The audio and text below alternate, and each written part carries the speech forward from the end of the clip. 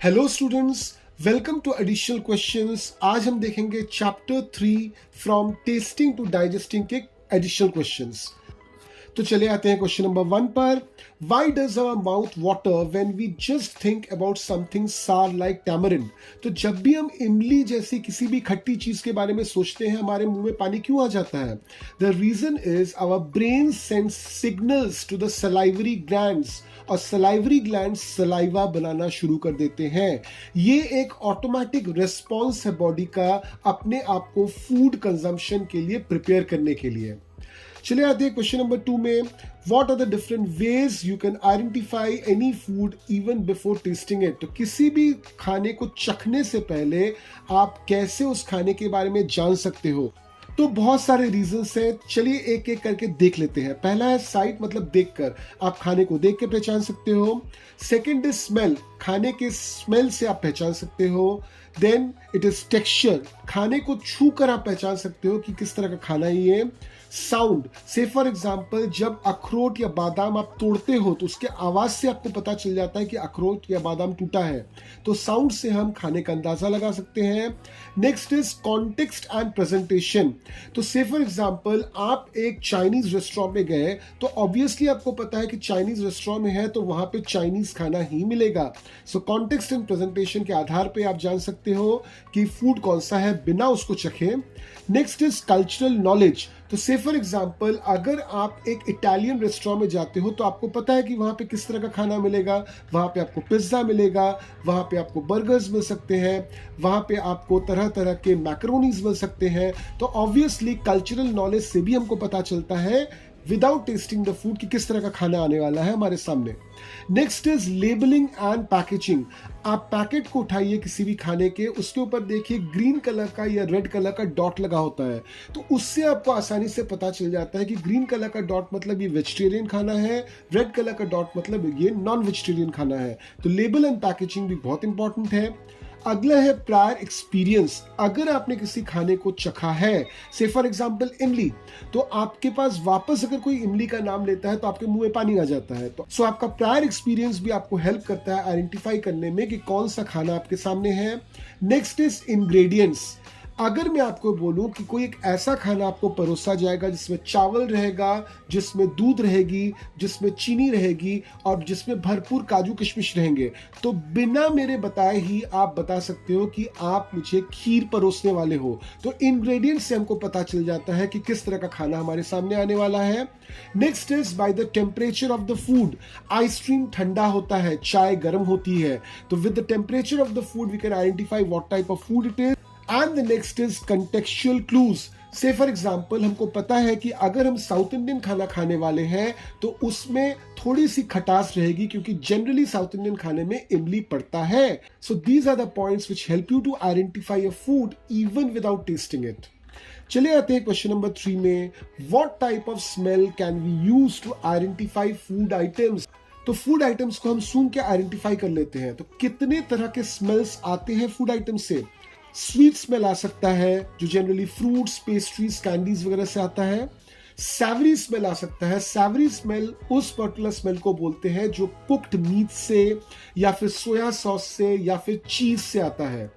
Spicy smell आ सकता है, किसी भी मसाले की स्मेल आपको आ सकती है। सिट्रस स्मेल आ सकता है, सिट्रस मतलब खट्टा कोई स्मेल आपको आ सकता है।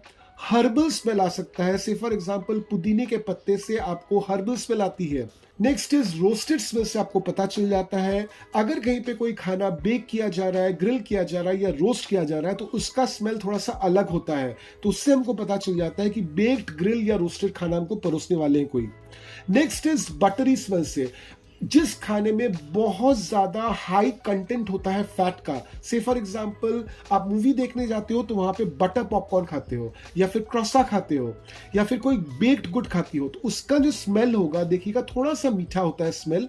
एट द सेम टाइम आपको स्मेल से पता चलेगा कि इसमें फैट कंटेंट या बटर का कंटेंट बहुत हाई है, तो बटरी स्मेल से आपको पता चल सकता है। नेक्स्ट इज स्मोकी स्मेल, कोई भी फूड जो बारबेक्यू किया जा रहा है या फिर कोई भी फूड जिसको हम तवे पे गर्म कर रहे हैं उसमें से देखिएगा एक धुएं की स्मेल आती है, तो इस स्मेल से भी आपको पता चल जाता है। Next is fermented smell, yogurt, cheese, pickles, इनका स्मेल देखिएगा थोड़ा सा अलग होता है। यहाँ पे फर्मेंटेड स्मेल होता है। फर्मेंटेड स्मेल का मतलब क्या, एक ऐसा स्मेल जिसमें थोड़ी सी खटास भी रहेगी, एट द सेम टाइम थोड़ा सा चटपटा भाव भी रहेगा। Next is Frooti smell. किसी भी फ्रूट के स्मेल को देखिएगा थोड़ा सा अलग होता है, मीठा मीठा टाइप का होता है मगर पूरा मीठा भी नहीं होता, उस तरह के स्मेल को हम फ्रूटी स्मेल कहते हैं। Next is nutty smell. किसी भी तरह का अखरोट या बादाम, उसका स्मेल थोड़ा सा अलग होता है, थोड़ा सा स्मेल आपको सूंघ के लगेगा कि मिट्टी की स्मेल आ रही है, तो उसको हम लोग बोलते हैं nutty smell. And the next is vanilla smell. अगर आपके पास कोई ऐसा खाना है जो बहुत ज्यादा मीठा है या बेक किया हुआ खाना है, तो वहां से देखिएगा आपको वनीला का स्मेल मिलेगा। नेक्स्ट इज गार्लिकी और अनियनी स्मेल। गार्लिक यानी कि लहसुन, अनियन यानी कि प्याज, इसके स्मेल्स बिल्कुल ही अलग होते हैं, आप कभी भूल नहीं पाओगे। तो इन स्मेल्स को हम लोग बोलते हैं गार्लिकी एंड अनियनी स्मेल। नेक्स्ट होता है फिशी स्मेल। कोई भी मछली या कोई भी ऐसा खाना, ऐसा फूड जो सी से आ रहा है, मतलब सी फूड, उसका स्मेल बिल्कुल ही अलग होता है, जिसको हम लोग बोलते हैं fishy smell. And finally is चॉकलेटी स्मेल। अगर आपके नाक के पास से कोई चॉकलेट ले जाए तो उसका स्मेल बिल्कुल ही सभी स्मेल से अलग होता है। तो इस स्मेल से भी हम पहचान सकते हैं हमारे फूड को। चले आते हैं क्वेश्चन नंबर 4 पे। Explain how different parts of tongue can be used to taste. तो टंग में जनरली 4 पार्ट्स होते हैं। एकदम आगे का जो पोर्शन होता है उससे हम कोई भी स्वीट थिंग टेस्ट करते हैं। साइड का जो पोर्शन होता है उससे कोई भी खट्टी चीज हम टेस्ट करते हैं।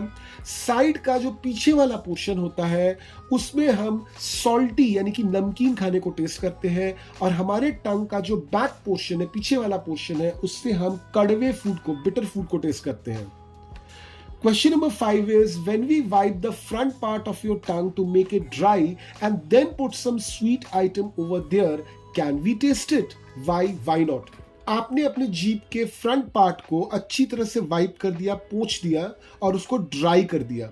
ड्राई करने का मतलब क्या, अब इस जगह पे सलाइवा नहीं है। तो अगर कोई भी स्वीट फूड आइटम इस जगह पे आप रखते हो तो चूंकि सलाइवा नहीं है, आपके टेस्ट बड्स को ये पता ही नहीं चलेगा कि किस टेस्ट का खाना आपने वहां पे रखा है। Question number 6 is, name 2 food items that we need to chew properly while eating and 2 food items which we do not need to chew while eating. तो ऐसे 2 फूड जिसको हमको प्रॉपरली च्यू मतलब चबाना पड़ता है खाते समय, राइस, व्हीट। ऐसे 2 फूड जिनको हमको चबाना नहीं पड़ता है, उनको खाते समय या पीते समय, juice and milk. Question number 7 is, what is saliva? What does it do? So saliva is a watery substance जो salivary glands secrete करते हैं।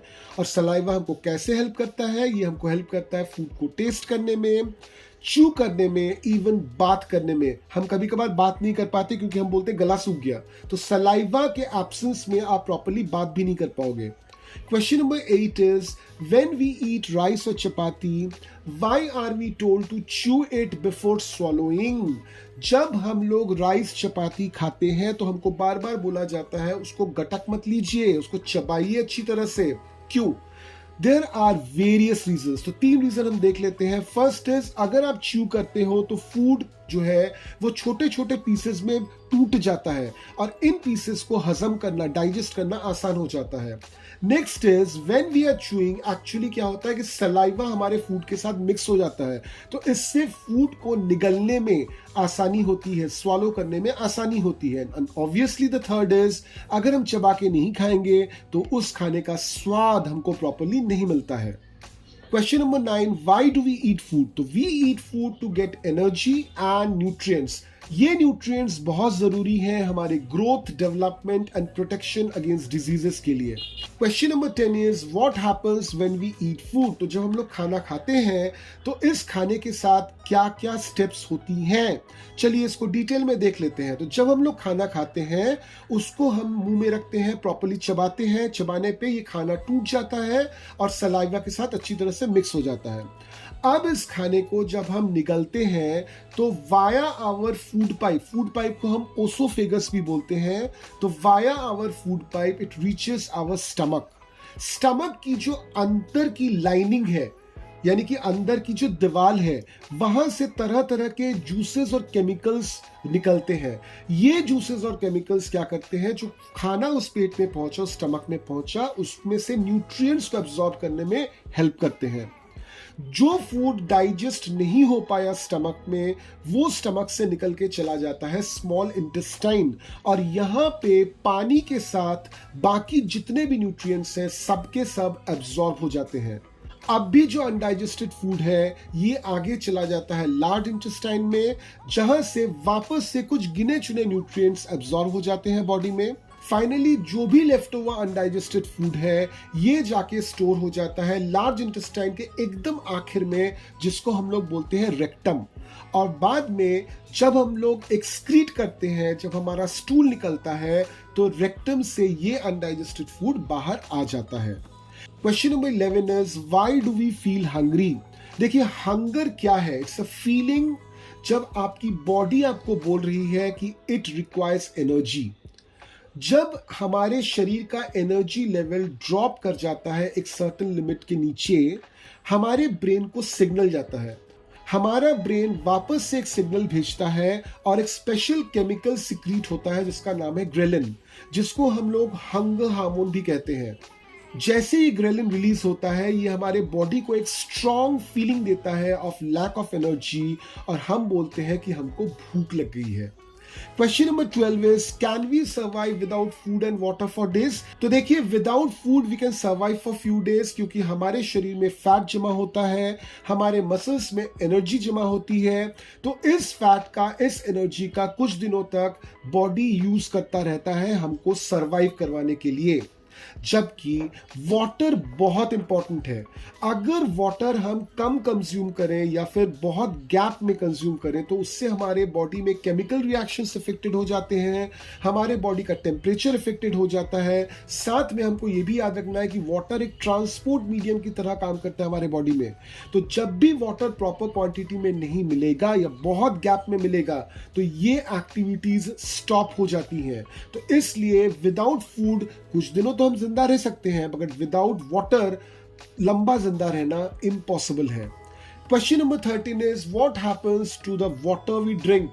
जिस तरह से हमने देखा कि जो खाना हमने खाया उसका क्या होता है, तो चलिए अब देख लेते हैं जो पानी हमने पिया उसका क्या होता है।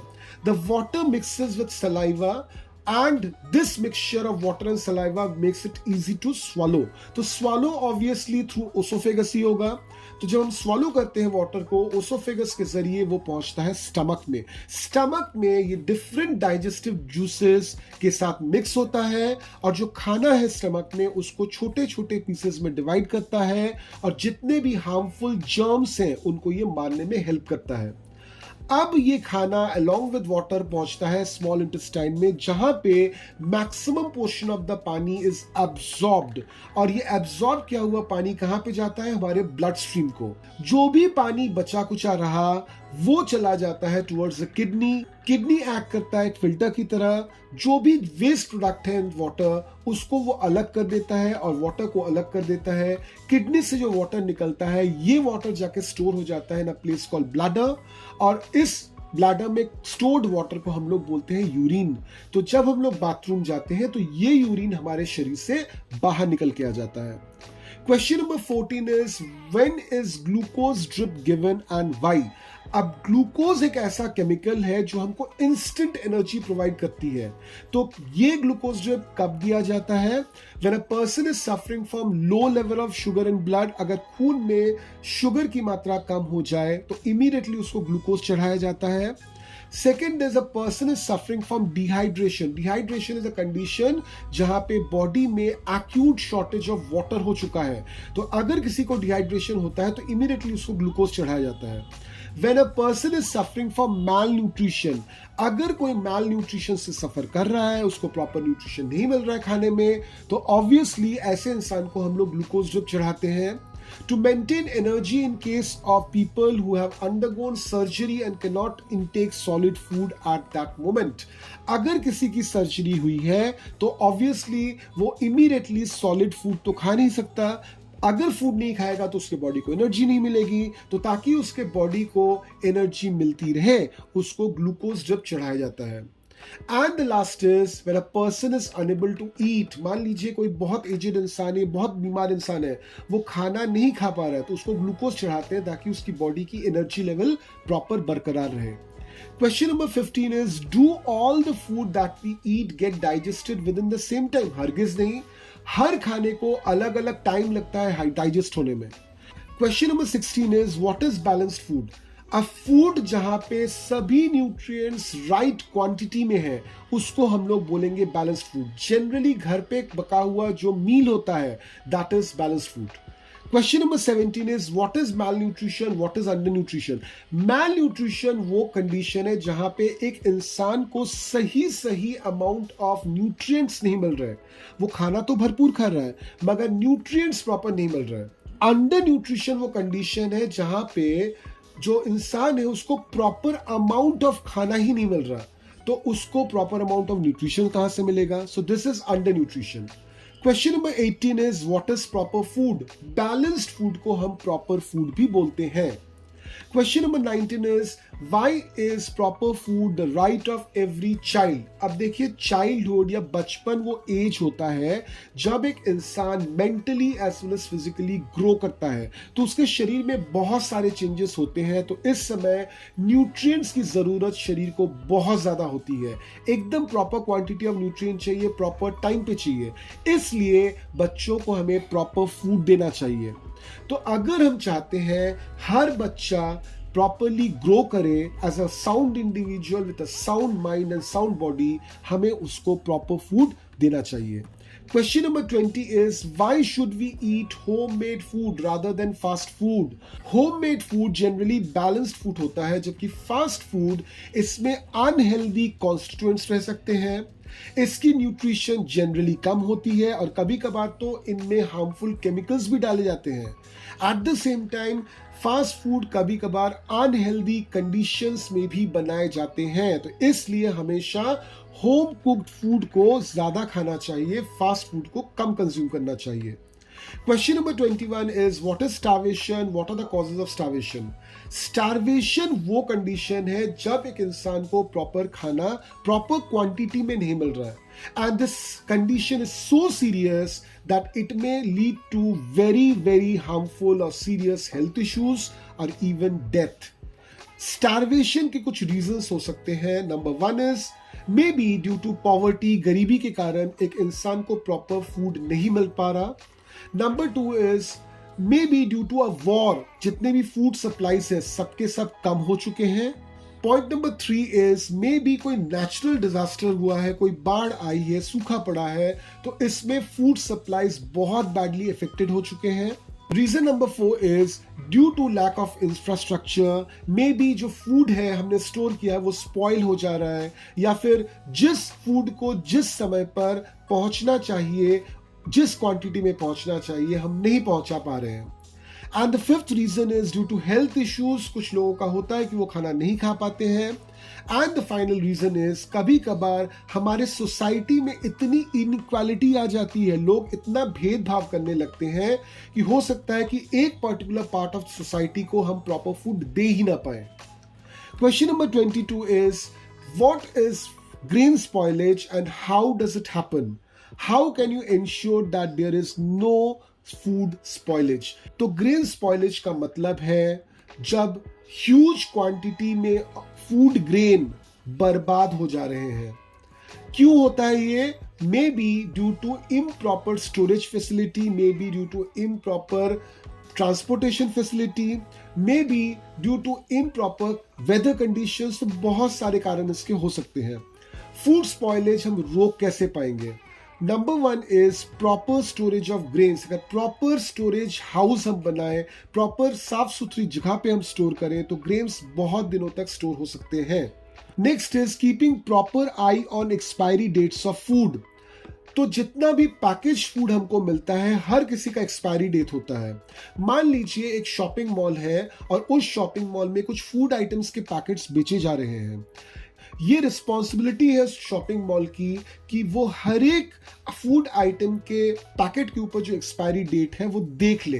अगर फूड आइटम एक्सपायरी डेट के करीब पहुंच गया है तो इन पैकेट्स को कंपनी को वापस कर देना चाहिए, उनको ट्राई नहीं करना चाहिए इन पैकेट्स को बेचने की, क्योंकि ऐसा अगर हम करेंगे तो ग्रेन स्पॉइलेज हो सकता है उस पर्टिकुलर फूड को, चूंकि वो एक्सपायरी डेट के करीब है कोई खरीदे ही नहीं।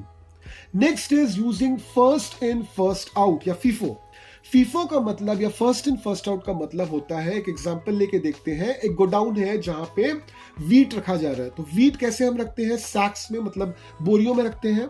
तो जिस वीट को हमने पहले रखा उस गोडाउन में, उस वीट को पहले हटाना पड़ेगा गोडाउन से, क्योंकि उसके खराब होने के चांसेस बढ़ जाते हैं अगर ज्यादा दिन रख देंगे तो फर्स्ट इन फर्स्ट आउट का प्रोसेस अगर आप फॉलो करते हो, you can reduce grain spoilage. The next is avoid contamination of food. ऐसे जगह पे खाने को रखिए, इस तरह से साफ सफाई करके रखिए कि उस पे कोई भी कीड़ा या कोई भी वेदर इंपैक्ट ना हो। Next is using proper preservatives. खाने को हम लंबे समय तक प्रिजर्व कर सकते हैं, मगर इसके लिए हमको केमिकल्स चाहिए प्रॉपर, जिनको हम बोलते हैं प्रिजर्वेटिव्स। तो प्रॉपर प्रिजर्वेटिव्स यूज करके हम फूड स्पॉइलेज या ग्रेन स्पॉइलेज को रोक सकते हैं। Next is proper packaging so that they do not gate spoiled easily.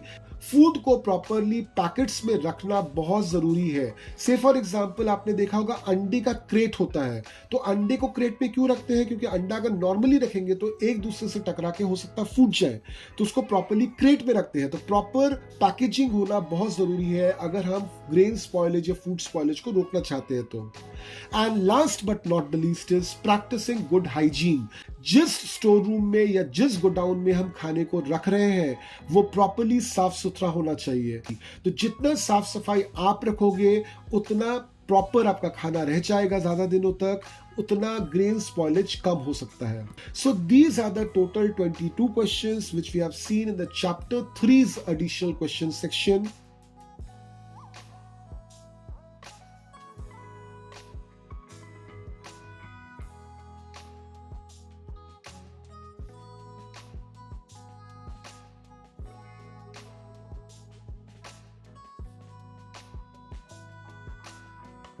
हम वापस से चैप्टर नंबर 4 के एडिशनल क्वेश्चंस लेके हाजिर हो जाएंगे।